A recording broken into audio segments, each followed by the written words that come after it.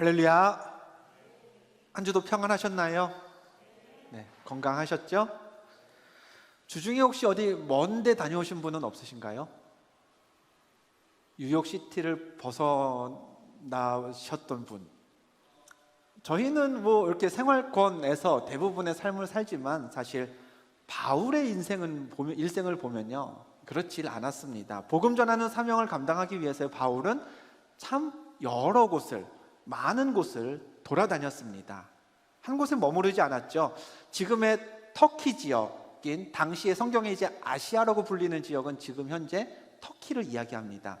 그렇게 불리는 아시아, 또 그리스 지역에 있는 마게도냐와 헬라, 현재 시리아에 있는 안디옥, 그 다음에 이스라엘 영토인 예루살렘까지 당시로서는 거의 그냥 전 세계라고 불러도 무방할 만한 그 여러 지역, 여러 도시들을 바울은 끊임없이 오가면서 복음 전하는 사명을 감당했었습니다.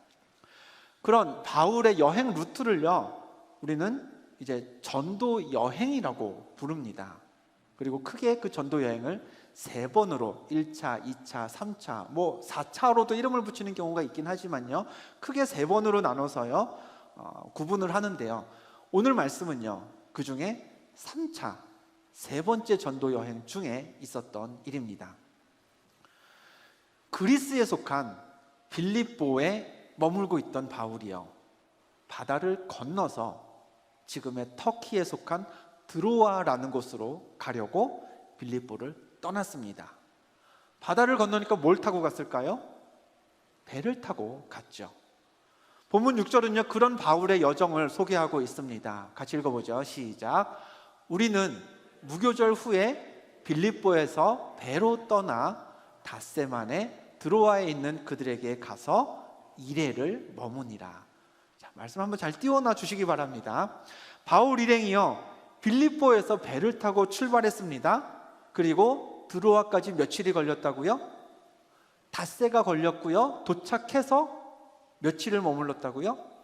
일주일을 머물렀습니다. 수요일 낮에 한 권사님 부부를 만났습니다. 오시는데 맨하탄을 갔다가 오시는 길이라고 그러시더라고요. 그래서 제가 여쭙습니다. 길은 많이 안 막히셨어요? 그랬더니, 그러니까 12시쯤이었거든요. 아침에 맨하탄 나가는 길은 막혔는데 다시 여기 돌아오는 길은 그렇게 막히지 않았다고, 그렇게 대답을 하셨습니다. 그럼 한번 생각해 보겠습니다. 아침에 맨하탄 갈 때 막혔다, 얼마나 시간이 걸렸을까요? 1시간? 네. 출근 시간에 트래픽이 있으면 진짜 막히면 한 1시간 10분, 15분? 네. 그 정도 걸리지 않나요? 맞죠? 예, 저만 여기 사는 사람이 아니거든요. 여러분이 대답해 주셔야 됩니다. 맞죠? 네. 그리고 점심 때 돌아오시는 길은 안 막히셨대요. 그러면 한 몇 분 걸렸을까요? 몇 분이요? 30분 정도. 예. 심야에 진짜 안 막히면 한 20분 만에도 옵니다. 그렇죠? 쌩쌩 달리면, 터널 지나자마자 바로 달리면 20분 만에도 오고 그러는데, 이렇게 우리한테는요, 어디에서 어디까지 이동하는데 어느 정도 시간이 걸린다라는 생각이 우리들에게는 공유되고 있습니다. 제가 만약에 이러면 어떨까요? 저 오늘 아침에 플러싱 갔다 왔는데 교회로 오는 동안 2시간 걸렸습니다 라고 얘기를 하면, 제가 구체적으로 말씀드리진 않아도 여러분이 딱 듣는 순간, 아, 목사님 분명 오시는 길은 무슨 일이 있었구나, 아니면 어딜 들렀다 왔나? 들렀다 온 걸 제가 그렇게 말씀드리진 않겠죠. 그냥 무슨 일이 있었구나, 길에 무슨 일이 벌어졌거나 목사님한테 무슨 일이 있었거나 그렇게 생각을 하실 겁니다. 본문 6절, 우리가 조금 전에 읽었던 말씀도요, 같은 상황입니다. 지도를 하나 보여드리겠습니다. 빌립보가 저 위에 있고요, 바다를 건너서 내려오면 터키에 속한 드로아가 있습니다. 100길로요 한 280마일 정도, 킬로미터로 450km 정도 되는 거리입니다. 그러면은 딱 한국 같은 경우에 인천을 출발해서 제주도 가는 100길하고 거의 같습니다. 제가 대충 계산해 보니까 맨하탄 부두에서 출발하면 보스턴보다 더 올라가더라고요. 그 정도 되는 거리인데요, 지금 인천에서 제주도 가는 100길이 한 10시간에서 12시간 걸리거든요. 그러니까 한나절 걸린다고 생각하시면 됩니다. 저 길도요, 지금이면은 뭐 한나절 걸리는 거리고, 학자들은 2000년 전에 바울 시대라고 해도 한 넉넉히 이틀이면 갈 수 있는 그런 거리로 계산을 합니다. 그런데 우리가 조금 전에 읽었던 말씀에서는 바울이 빌립보를 떠나서 드로아까지 며칠 걸렸다 그랬죠? 닷새가 걸렸습니다. 그러면 제가 플러싱에서 교회 오는데 2시간 걸렸다는 것과 똑같은 겁니다. 아무 일 없이 평안하게 드로아까지 온 게 아니라는 얘기죠. 여행 중에 무슨 일인가 있었습니다. 성경이 뭔 일이 바울한테 있었는지는 구체적으로 얘기하고 있지는 않지만 이 닷새가 걸렸다는 것에서부터 우리는 짐작을 해야 되는 겁니다. 이게 그냥 편한 여행이 아니었구나. 무슨 일이 있었을까요? 뭐 풍랑이 일었을 수도 있고요, 뭐 배가 고장이 났을 수도 있었겠고요, 그런 여행 중에 뭔 일이 벌어졌었겠죠. 문제는 당시 바울의 상황이요, 이 여행길이 그렇게 여유 있는, 그냥 날짜 신경 안 쓰고 편하게 다니면 되는 그런 여행이 아니었다라는 겁니다. 사도행전 20장 16절 말씀을 보여주시죠. 제가 읽겠습니다. 바울이 아시아에서 지체하지 않기 위하여 에베소를 지나 배 타고 가기로 작정하였으니 이는 될 수 있는 대로 오순절 안에 예루살렘에 이르려고 급히 감이러라. 바울에게는 그 목적지 예루살렘이 정해져 있었고요, 거기에까지 가야 될 날짜도 세팅이 되어 있었습니다. 그리고 그 일정을 맞추기 위해서는 빡빡한 여행을 갔어야 됐습니다. 그런데 지체하면 안 되었는데 한 이틀쯤 잡았었겠죠. 바울도 처음에는 이틀이면 가리라 예상했던 빌립보에서 드로아까지의 일정이 3일은 더 걸려서 5일이나 걸렸던 겁니다. 뿐만 아니라 드로아에 그렇게 힘들게 오랜 시간이 걸려서 가서는 며칠을 머물렀다고요? 일주일을 머물렀습니다.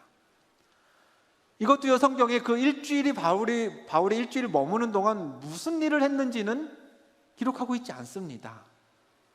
왜일까 한번 생각해 보면 저는 이런 생각이 들었습니다.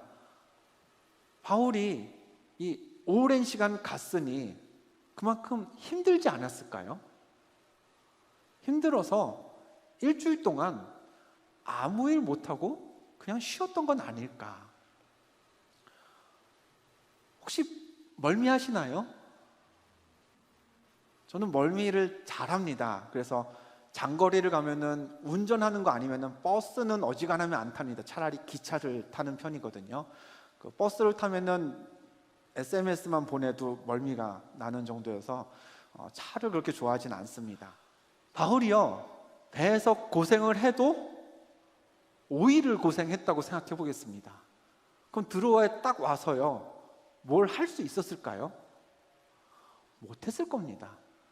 성경이 바울이 이래를 드로아에 머물면서 뭔가 기록하고 싶어도요, 기록할 만한 일을 바울이 할 만한 상황이 아니었을 겁니다.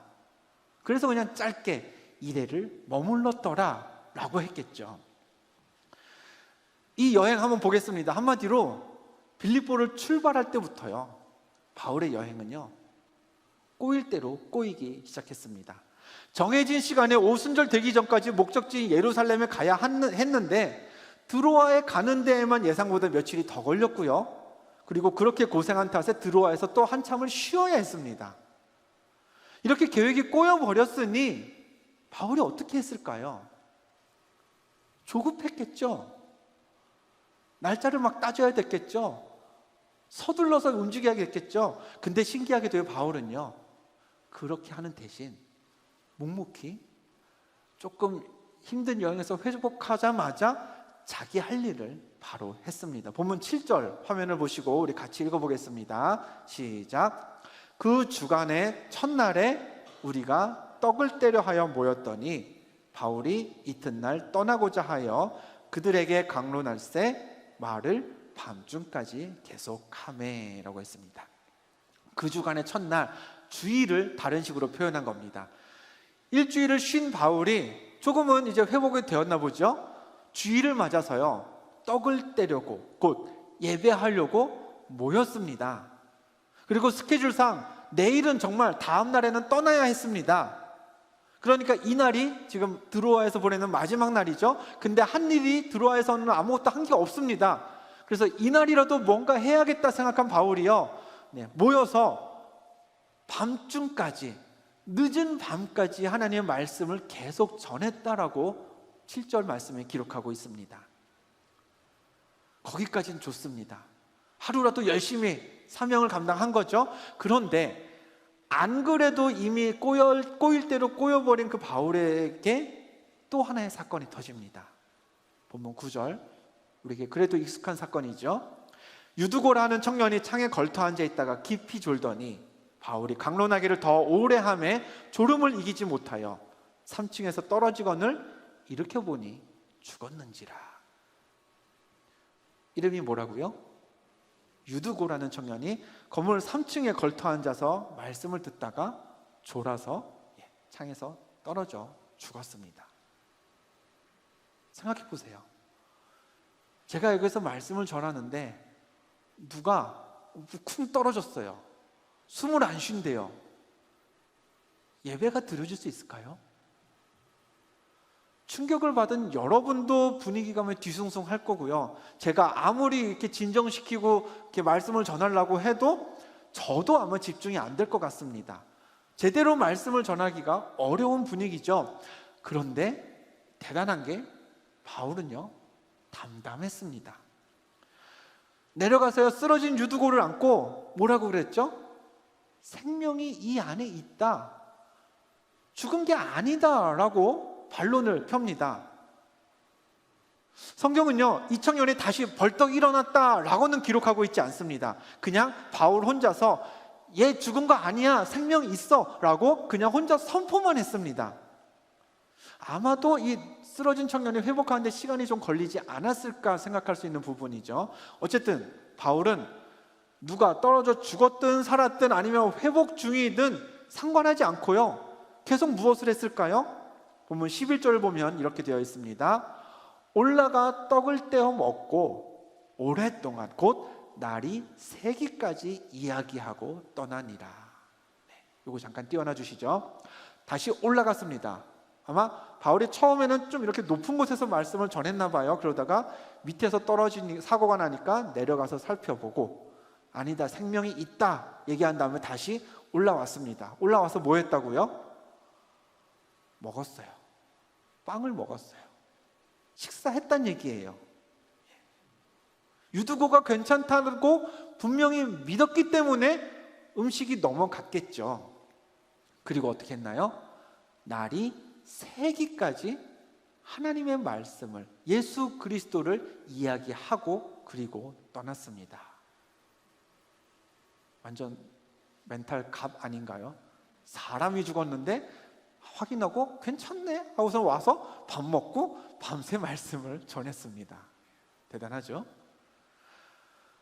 바울도요, 계획이 있었습니다. 근데 그 계획이 제대로 된 게 하나도 없었습니다. 빌립보에서 드로아로 오는 뱃길, 뭔 사고를 만났는지 모르겠지만 예상보다 2배도 더 걸렸습니다.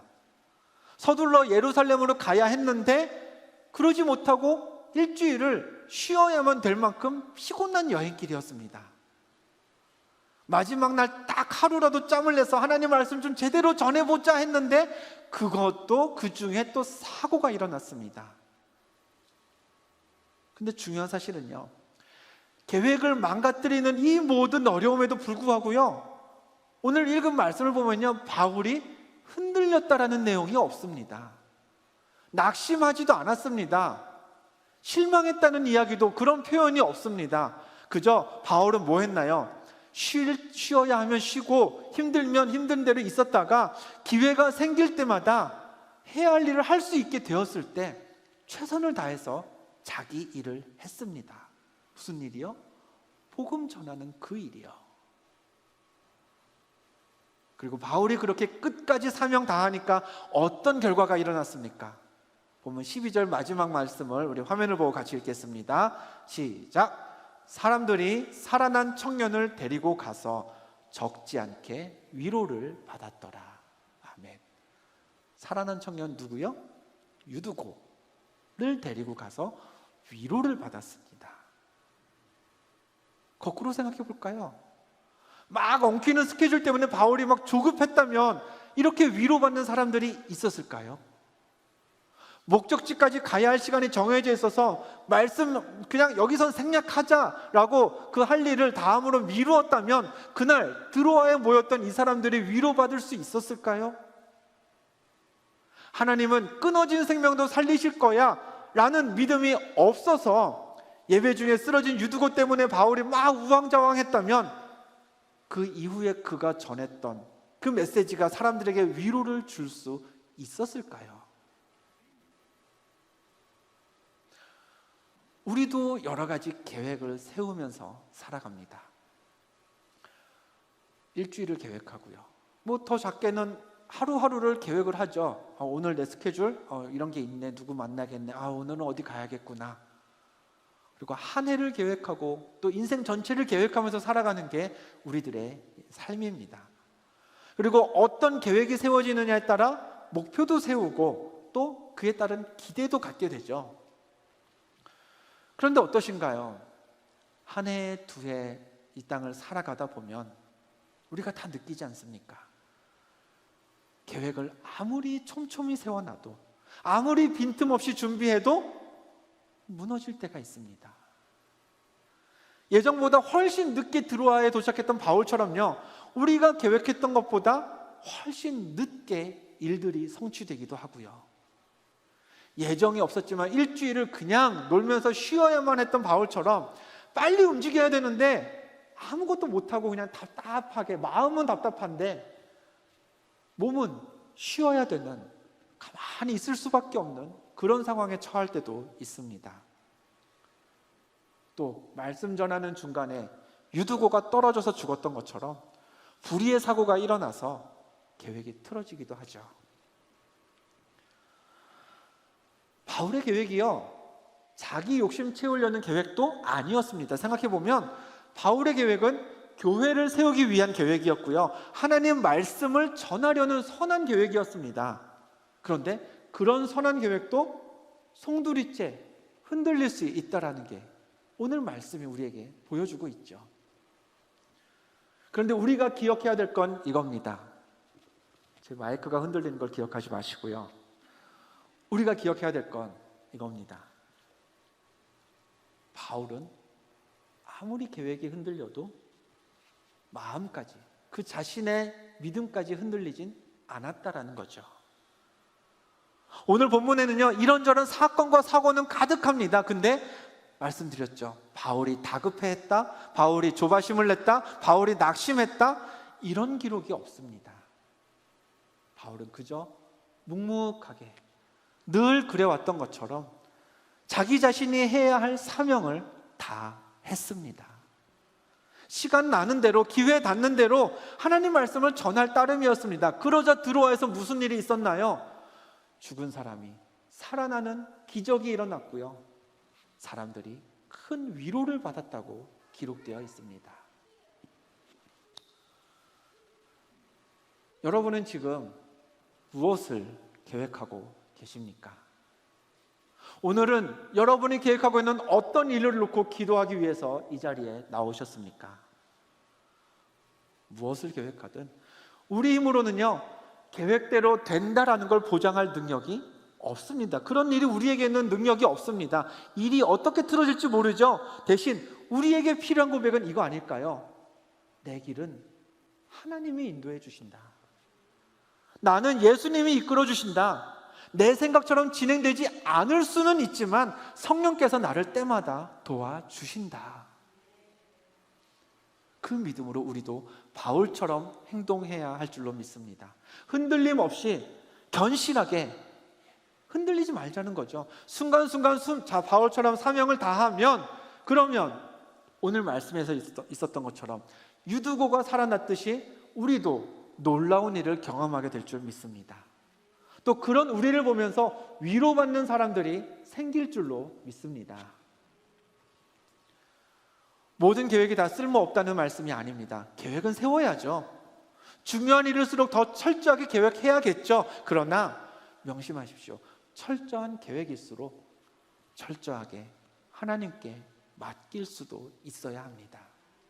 그래야 우리 계획이 틀어졌을 때 낙심하지 않을 수 있는 겁니다. 하나님 의지하면서 여전히 우리가 소망 가운데 있을 수 있겠죠.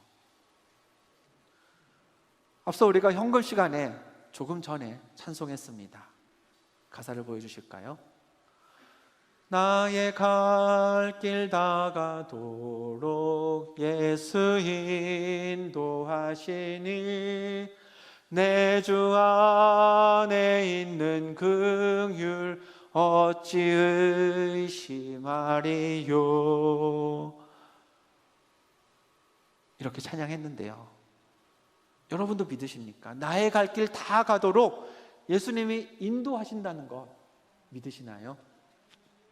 우리 하나님의 긍휼하심을 내가 어찌 의심하겠냐는 이 가사가 여러분의 믿음의 고백이 되셨습니까? 그렇게 선포하실 수 있으신가요? 그러면 우리의 찬양이 이렇게 이어져야 합니다. 무슨 일을 만나든지 만사형통하리라. 무슨 일을 만나든지 만사형통하리라. 예수 그리스도의 인도하심을 받는 하나님의 자녀는요, 무슨 일을 만나든지 형통하실 것을 그 찬양의 가사대로 우리가 다 같이 고백해야 할 줄로 믿습니다. 마이크를 바꿔볼게요. 하나, 둘, 셋. 네. 지난 금요일에 강목사님이 말씀을 전하셨습니다. 출애굽기 12장이죠. 10번째 재앙 직후에 이스라엘이 출애굽을 시작했습니다. 발효되지 않은 무교병을 먹었죠. 왜요? 너무 갑작스럽게 나왔다 보니까, 준비되지 않은 상태로 나왔다 보니까 발효되지 않은 딱딱한 그냥 전병 같은 그런 빵을 먹을 수밖에 없었습니다. 근데 이 말씀을 저도 잘 은혜 가운데 듣고요, 집에 가서요 출애굽기 12장을 펴놓고 더 묵상했습니다. 왠지 이것 말고 더 있을 것 같은 생각이 들더라고요. 그랬더니 역시나 뒤이어 말씀을 읽다가 이런 말씀을 발견했습니다. 하나님이여 이후에 무교병을 먹은 이 날을 절기로 지키라고 하시면서요, 이런 말씀을 하셨습니다. 출애굽기 13장 9절 보면요, 이는 여호와께서 강하신 손으로 너를 애굽에서 인도하여 내셨음이니 라고 말씀하셨습니다. 이스라엘에게요, 갑작스런 출애굽은요 계획이 없었던 거였습니다. 계획이 없었으니까 먹을 것도 못 가지고 나갔겠죠. 근데 그게 정말 무계획적인 일이었을까? 하나님에게는 아니었다는 겁니다. 하나님이 분명히 계획과 의도를 가지고 강하신 손으로 인도하셨다라고 했습니다. 한번 생각해 볼까요? 줄다리기. 줄다리기를 하면요, 두 팀이 힘이 비슷하면은 가운데서 시작하면은 천천히 이쪽 잠깐 갔다가 이쪽 잠깐 갔다가 이렇게 됩니다. 그렇죠? 근데 한 팀이 힘이 월등하게 세요. 그러면 무슨 일이 일어나나요? 센 쪽이 확 잡아당기면 그냥 한쪽으로 확 이렇게 무너져 버립니다. 쏠려 버리죠. 그걸 한번 생각해 보면 어떨까요? 이스라엘은 준비가 하나도 안 됐습니다. 그냥 이제 가나 저제 가나 있었는데 하나님이 지금 오늘이 갈 때야 그러고서는 강한 손으로, 너무너무 강한 손으로 이스라엘을 확 잡아 끄신 겁니다. 그럼 이스라엘은 어떻게 되겠어요? 하나님, 준비가 안 됐어요. 우리 먹을 것도 없어요. 그러면서도 그냥 끌려 나갔던 겁니다.